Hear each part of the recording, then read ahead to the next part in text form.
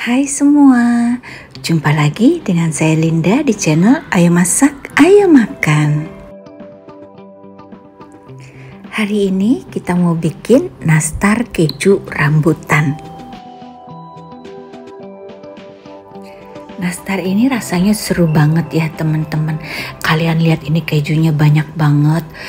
Dia crunchy, udah gitu nastarnya tuh lumer banget, nanasnya juga terasa sekali. Pokoknya ini bener-bener enak banget. Ini kalian lihat ya, walaupun dia crunchy, ada krenyes-krenyesnya, tapi dia tetap lumer, tidak buyar. Kalau dipencet nggak berantakan kemana-mana gitu. Ini adalah resep untuk jualan ya teman-teman. Ini saya mempergunakan 4 macam mentega. Dan pertama di sini saya ada Anchor Baker Mix. Ini bukan mentega tapi margarin ya teman-teman. Teksturnya seperti ini. Dan ini adalah Holman. Dia ada campuran mentega dan margarin. Dia sedikit lembek teksturnya dan mudah sekali berminyak. Di sini saya campurkan dengan korman patisi. Korman patisi ini yang bikin rasanya nanti krenyes-krenyes ya teman-teman. Dia rasanya creamy seperti minyak tapi seperti krim. Dan kalau ini adalah Royal Crown teman-teman. Jadi dia ini seperti butter, seperti mentega tapi bukan mentega. Ini adalah BOS. Dan untuk menambah rasa di sini saya pakai vanilla extract. Karena kita topping kejunya tuh banyak banget teman-teman. Jadi kita akan bikin kulitnya sedikit lebih manis. Di sini saya pakai 50 gram gula halus. Ini kita akan aduk sampai semuanya tercampur rata dan sedikit creamy. Lamanya kalian aduk sekitar 1 hingga 2 menit dengan kecepatan sedang tapi kecepatan tinggi, tapi saya pakai mixernya merek Philips yang jadul ya teman-teman.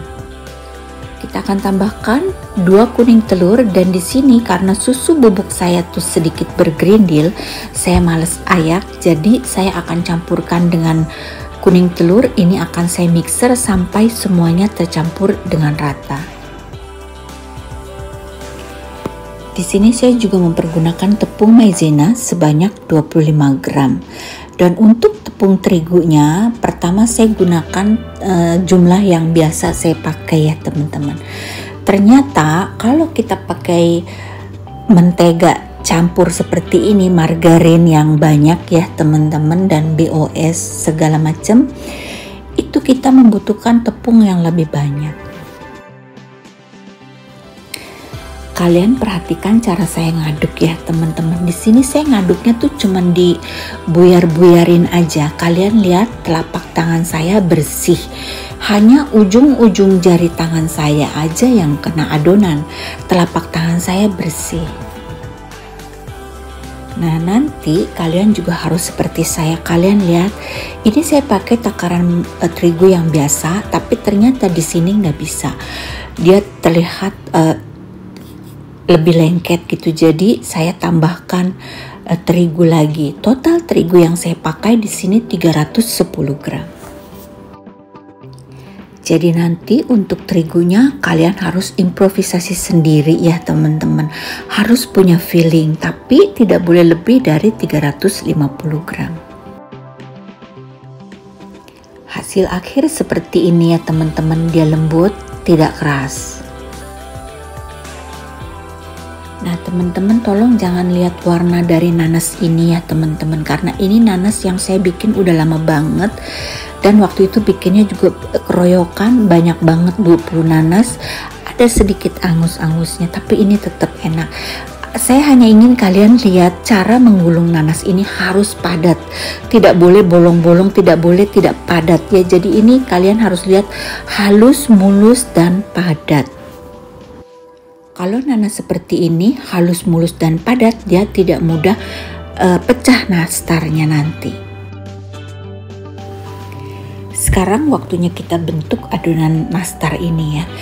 Seperti biasa, ambil sedikit dipulung-pulung. Ini akan kita gunakan untuk tatakan jari kita nanti. Ambil sedikit lagi, kira-kira sekitar 6 atau 7 gram.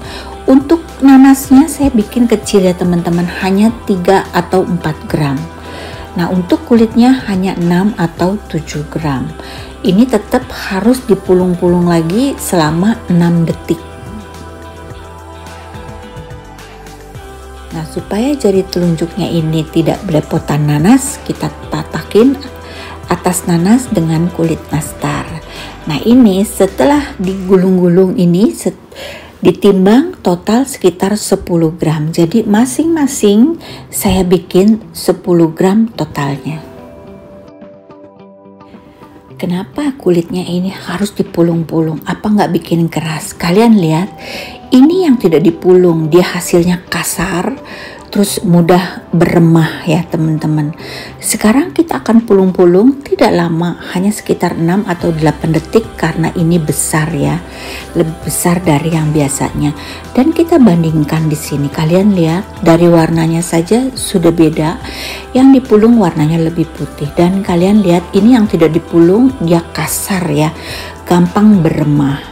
Nah, sekarang kalian lihat yang sudah dipulung, dia halus, dia legit, lentur, tidak mudah beremah. Kalian lihat kan, dia halus, lembut. Yang ini tanpa kalian oven pun sudah kelihatan dia akan lebih lumer, lebih halus. Sementara yang ini akan terasa lebih keras. Oh ya teman-teman, untuk adonannya kalau kalian mau timbang, kalian timbang ya. Masing-masing sekitar 6 atau 7 gram. Tapi 6 gram itu paling pas. Nah, ini hasilnya teman-teman, kira-kira seperti ini ya. Ini akan kita oven, langsung di oven, tidak perlu dioles. Di oven tangkring suhu 150 derajat selama 30 menit saya oven. Kalian cukup bisa juga 25 menit ya. Untuk oven listrik suhunya sama 150 derajat, dan 150 derajatnya ini dengan oven termometer, bukan dengan oven termometer yang dari bawaan oven kalian, karena kadang-kadang itu nggak sama. Ini dia sedikit pecah ya, karena saya lupa, saya tidak putar nampannya. Jadi selama 30 menit saya oven, saya nggak buka-buka itu pintu ovennya, akhirnya dia yang ujung-ujungnya yang paling kena panas dia pecah. Sekarang untuk kejunya kita akan menggunakan keju cheddar. Keju cheddar sebanyak 375 gram.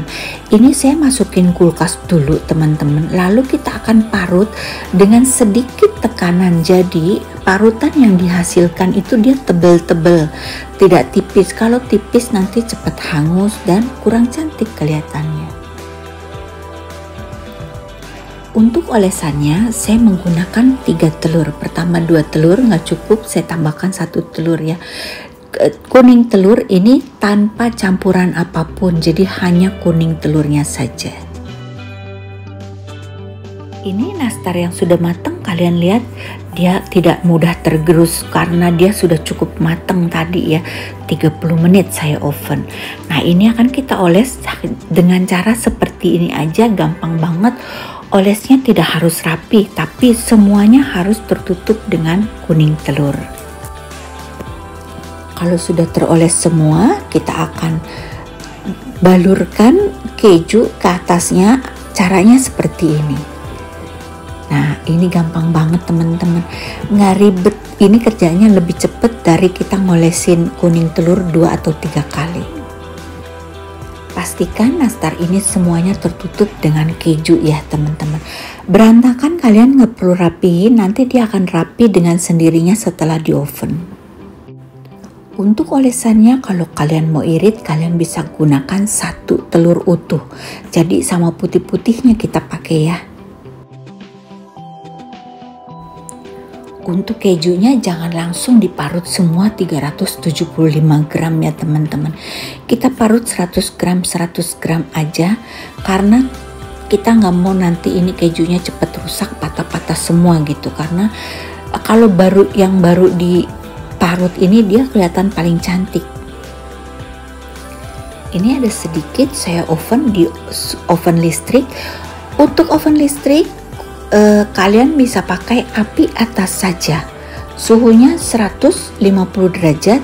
Lamanya nanti kalian sesuaikan, bisa 5 menit, bisa 10 menit, tergantung oven kalian masing-masing. Nah, untuk oven tangkring, karena kalian nggak punya api atas, jadi kita akan taruh ini di rak paling atas saja. Kita akan oven kembali dengan suhu yang sama 150 derajat. Untuk lamanya itu kurang lebih sekitar 20 menit. Kalau ada yang sudah hangus, maksudnya sudah coklat banget, kita keluarin. Yang masih belum coklat kita masukin lagi, kita panggang lagi sampai semuanya coklat. Ini sudah matang ya teman-teman yang di oven listrik. Kalian lihat warnanya, dia cantik sekali. Ini cakep banget teman-teman, cocok sekali untuk ide jualan kalian di tahun ini. Ini rasanya benar-benar enak.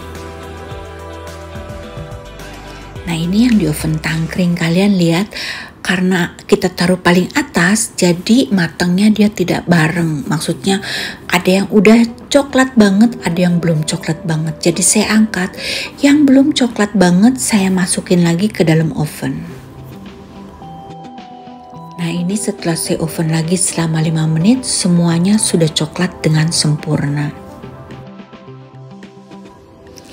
Ini hasilnya teman-teman, yang sebelah kiri yang oven listrik, yang sebelah kanan oven tangkring. Untuk yang oven listrik dia masih ada gradasi warna ya.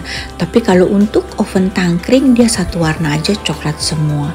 Kalau oven listrik dia ada sedikit merah-merahnya.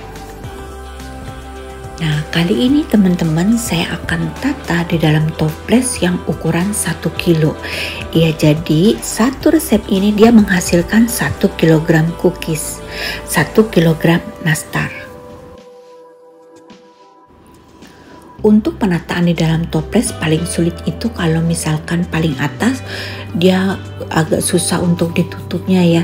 Jadi tanggung gitu. Kalau kalian menghadapi situasi seperti ini, tanggung, dimana kalau kita isi dia nggak bisa ditutup, tapi kalau kita tutup dia agak sedikit penuh. Kita renggangin jarak antara yang satu dengan yang lainnya, dan di tengah-tengahnya kita isi lagi dengan nastar. Jadi dengan demikian dia akan bisa tertutup rapet, nggak goyang-goyang gitu. Jadi nanti kalian harus pintar menata nastar ini ke dalam toples ya teman-teman.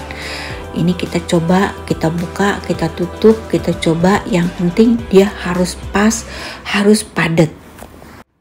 Kalau kalian bilang nggak bisa Ci, ini kegedean, nanti dia pecah terus bagaimana? Bisa dimiringin. Kalau perlu dimiringin, miringin aja nggak apa-apa. Yang penting dia harus padat. Sekarang kita hitung harga modal ya teman-teman. Dari resep yang saya pakai tadi, tapi kalau kalian pakai kejunya keju pro cheese, modal yang kita butuhkan adalah 83.720. Kita tambahkan 20% untuk biaya-biaya seperti air, listrik, gas dan lain-lain. Total dari satu resep ini 100.464.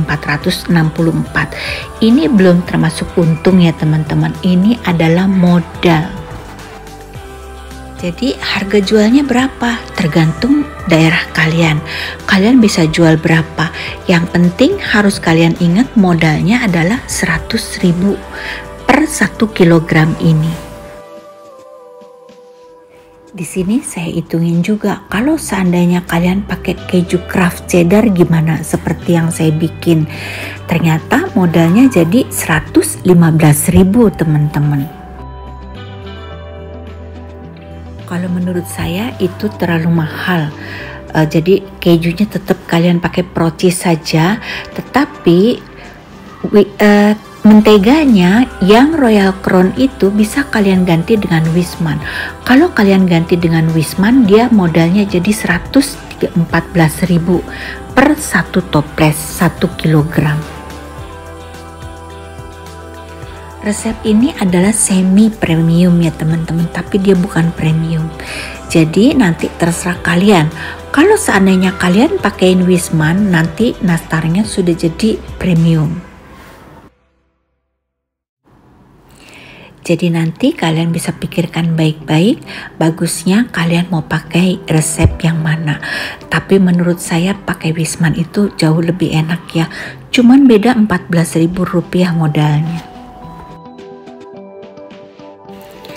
Akhir kata teman-teman, selesai sudah video ini. Semoga video ini bermanfaat dan bisa menjadi ide usaha kalian untuk lebaran ini. Dan untuk kalian yang belum subscribe, di-subscribe dulu supaya tidak ketinggalan video-video saya selanjutnya. Sampai jumpa ya teman-teman, bye-bye.